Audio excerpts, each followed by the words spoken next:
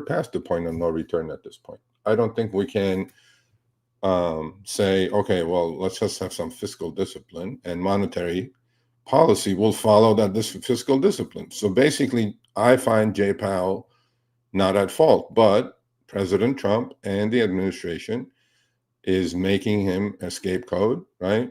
Sacrificial lamb. It happens in Washington all the time. Somebody has to get picked. And, they're pounding on the poor guy. What they're doing, I mean, he lived through a pandemic. I think he did that pretty well, although that started the whole ball rolling. Although this goes back all the way to Bernanke days, this goes back all the way to Greenspan days. All these fat chiefs love throwing money out of the helicopter. But then it all started in 1970s when we went off the, gold standard during Nixon times. You guys need to study history of deficits. And, we just borrow and spend. That's what we do. And it's going to catch up. No, I'm not smart enough to say when it's going to catch up, but I'm smart enough to figure out that I need to invest and I need to save in hard assets, because those are the only things that's going to keep your money safe. You looking at $100 bill today and thinking it's still the same $100 bill as only 5 years ago, you're sleeping. You're sleeping at the wheel. It's not. So the only way to protect yourself from the debasing of the currency, the devaluation of the currency, the US dollar becoming toilet paper, which I'm going to show you guys in a minute, is by investing in hard assets. Let it be stocks, let it be Bitcoin, let it be gold, let it be whatever it is. But you have to do that to protect yourself from what the government is doing. Again, this is both Democrats and Republicans. These people have not seen a dollar they don't like spend. They love our tax dollars. They take it, they squander it, and on top of that, they borrow another $3 trillion every year, and then they spend that as well. Well, you just find a way that works, and that's why Bitcoin is at 120, gold is at 3,200, stock market's at an all-time high, and they're going to keep going higher, because I don't think they can pull the chair now. I don't think they can take the chair out of musical chairs. I don't think they can now. All they're going to do is just keep adding, and the markets are seeing this, and justifiably so. And I've been saying this for a year. If you're following me, hopefully you bought some Bitcoin, hopefully you bought some gold. That's the way we're going to go until somebody with some sense and sensibility says, no, we need to balance the budget. We need a balanced budget amendment. We need zero-based budgeting. We need something, right? Well, I don't think it's going to happen. I had high hopes for this administration to do so.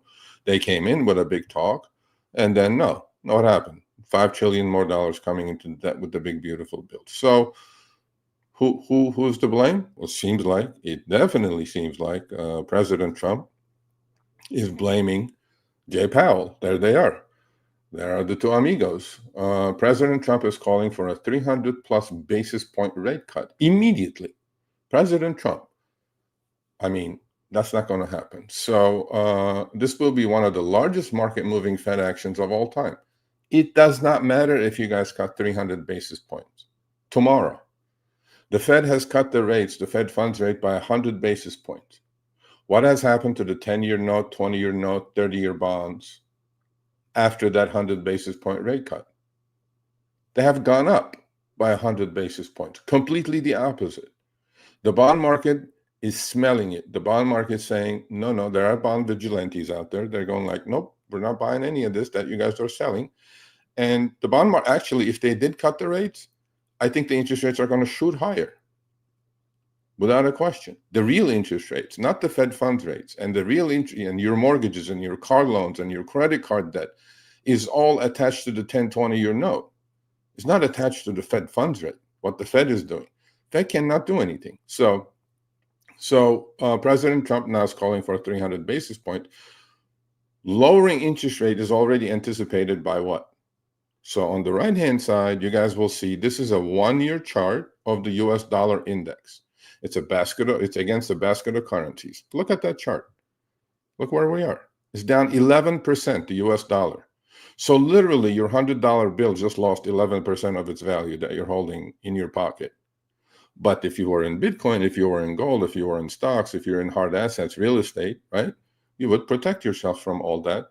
And the cutting of rates by 300 basis points is going to accelerate the dollar becoming toilet paper, literally, okay? Now, you're going to say, Serge, this is only short term. What do you think about long term? Don't you think that's going to affect the economy in a positive way, lower interest rates? Yes, it will. But do we need it when all assets are already at all-time high? You do that, what's going to happen is that money is going to come out of bonds. It's going to go into these assets. We're going to have a melt up. And I agree with Tom Lee, what he's saying of Fundstrat. He's been saying this for a long time, and he's seen this picture. He's seen this movie. So have I. And I agree with him. And interestingly, if you look at the dollar long term, so this is on the left, it's a 5-year chart of the dollar, right? Because we had raised interest rates from 0 to 5% to combat inflation, which is right here from 2021, right? When you raise rates, dollar gets stronger because people come and invest in bonds and stocks in the US. So what happens? They come and convert their own currency to US dollars. That means they have to sell their currency and buy US dollars. Dollar gets stronger. Well, now the dollar is saying, okay, but these deficits in debt, national debt is no good, right? Rates are, if you guys cut the rates, the dollar is going to go lower. So the one on the left is 5-year chart of the dollar. The one on the right is a all-time, as far as these charts go back, of the US dollar index. Now you're going to say, well, see, if you put the longer term picture, it doesn't look as bad. Yes, granted, it doesn't look as bad, but in one single year, dollar losing 11% of its value is not a joke, right? So if we do cut the rates now, the dollar is going to lose more value, accelerate more losses. And what's going to happen? Gold is going to go higher. Bitcoin is going to go higher. The stock market's going to go higher. So it doesn't make me bearish on any of these assets. What it does actually, it kind of confirms that what I've been saying, the dollar is losing value. It's going to keep losing value, especially if we cut the rates by 300 basis points, which I absolutely don't think is necessary. But then if they get rid of Powell, because he's kind of holding strong against that, the president's wish and the administration wish that we need lower interest rates. We need lower interest rates because we have $38 trillion in debt, and $8 trillion of it needs to get refinanced this year. We need lower interest rates more than the consumer. The U.S. government needs lower interest rates, period. The reason? Again, $8 trillion worth of bonds and notes and short-term notes are going to have to be refinanced, which we had issued 5 years ago, 10 years ago, 20 years ago. They're all maturing. Like I said, we can't just say, nah, we're just not going to pay you back. No, we're going to print more and we're going to pay those. On top of that, we're going to have to pay higher interest rates because the going rate in the bond markets is way above the Fed funds rate. So we're in a pickle, right? But if you keep kicking the can down the road, if we keep increasing the debt, and that's what the expectation is, and that's what's going to happen. It's pretty simple, really. I mean, it's really not that hard to figure all this out. And that's why, you need to save in hard assets. Forget about this. Let me put my money in a money market fund or something. It's not going to be enough, right? It's not going to be enough. So, Jay Powell, is he going to resign? If he does resign, I think you will get a massive negative market reaction, meaning the bond market will shoot interest rates up. I don't know what will happen to stocks. Short term, they'll probably sell off, but long term, there's so much money out there that it's impossible for these assets to go down at this point. It really is, unless the printing completely stops, which we know is not going to happen because we have to print. And we have to pay these IOUs back and then issue new ones with higher interest rates. And when you issue ones with higher interest rates, then what?